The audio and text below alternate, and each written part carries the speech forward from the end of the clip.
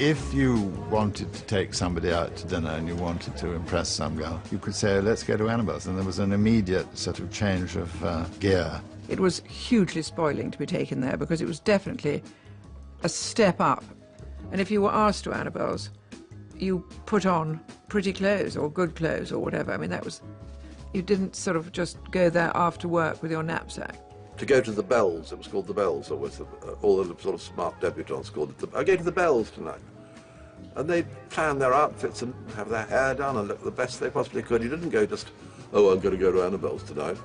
It was a real destination. It was a real excitement to be going. For one memorable night, Annabel's lovely British luster was outshone by Italian fascinations. Under white tenting, the Roman designer Valentino showed his spring collection of floaty jalabas, butterfly culottes, and melting prints hung with chains. The Englishmen loved it, so did the Florentines. Annabel's had never been more gala. All those different worlds were starting to collide. Hairdressers were suddenly equally as famous as duchesses, and to the outside eye, Annabel's was where all those people went.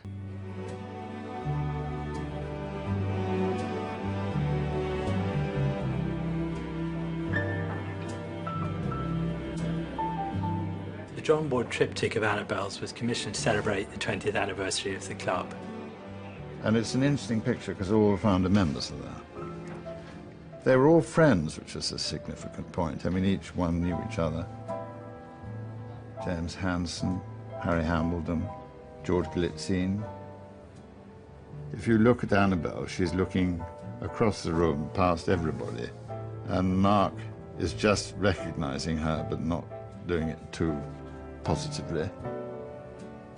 That was a sort of, I suppose, acknowledgement of their relationship. Well, I first met him at my brother and sister-in-law gave a dinner, and he was there. And I said to him that I thought the alcoves either side of the bar were actually not really very interesting.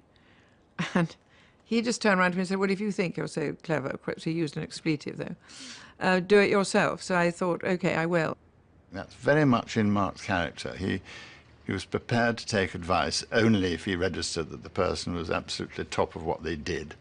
One year, Mark went to Barling in Mount Street and bought a Buddha. And then he asked me what to do with it. I must say it was the most peaceful creature, you know, when it arrived. There is something about a Buddha that is just simply amazing. Anyways, we painted the room this fabulous coloured red. And Mark had a wonderful collection of Chelychev and Russian pictures, which also went in there. And I don't think anybody had thought of collecting those before. One of the things Mark was as virulent about was having really beautiful men's loos, and they are the best men's loos anywhere. And the one at Annabel's was particularly good. It had lots of cartoons, among other things, very great cartoons. But there was also a ticker tape machine that brought the stock market news from Tokyo and New York, and it would go all the time, and people would go in and read it and sort of either kill themselves or order more champagne. I think he saw the world as a sort of bric-a-brac store, where you collected bits and pieces. So you'd find a piece of Indian material or Chinese material or very modern material. He mixed and matched all sorts of things. Every time he went off to Italy, he bought a new tablecloth or a new set of this or that. He adored shopping and loved, I mean, it's great fun, isn't it, to shop for something which is making money, and you continually improve it. He had the knowledge of paintings, wines, food, just like James Bond.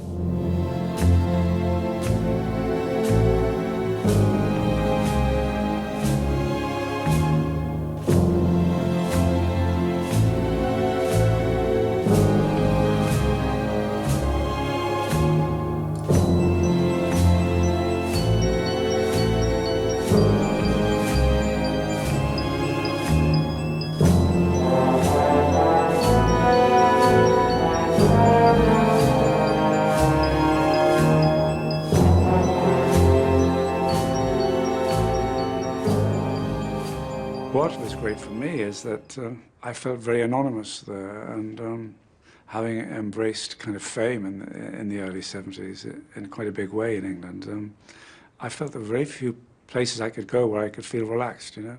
I remember the first time that I walked into Annabel's.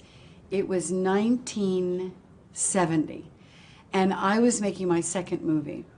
And I'd never been to London, and I remember going into this club and feeling like I was absolutely transported. I remember when it was pointed out to me where it was. I thought it was that wonderful Georgian house, which was the Claremont, in fact. So it was disappointing when you suddenly realized that you were going down the basement. But that was the remarkable thing about it, because through the door, you suddenly felt that it was more of an Aladdin's cave, and it was a surprisingly luxurious space. It was like an extraordinarily designed and conceived place where you never really wanted to leave. It was warm, the colors, the reds. It had this elegance to it, and yet you felt like you could put your feet up. It was a very sexy decor, brilliantly done. Mark was very aware of the fact that decor must make people look prettier beyond anything else. And his lighting and the light bouncing off the brass. It's all kind of smoke and mirrors department, which was brilliant with these beautiful faces in it. You can hear each other speak. You can feel that the lights are beautiful. The lighting is fantastic, by the way. It's not bright. That's what I definitely love about it. For any woman who wants to go to a place and feel that the lighting is gifting her something, it definitely does in Annabel's. I like the little library room that's by the bar, because you don't even know it's there, and then you turn and then you go right round and you see this little area where you can sit cozy with your friends before your table's ready. You saw reflections in it slightly, you weren't quite sure who was buried where. So it became mysterious. Really, the point of Annabel's was it was romantic, and I bet you'll find that a great many marriages were proposed in that room. This place is for romance.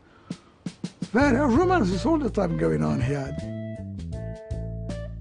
And that's the whole point of a nightclub, isn't it? I got engaged in Annabel's. I mean, I think thousands of people did. I think when something is put together with that kind of affection, it lasts for, for forever, basically.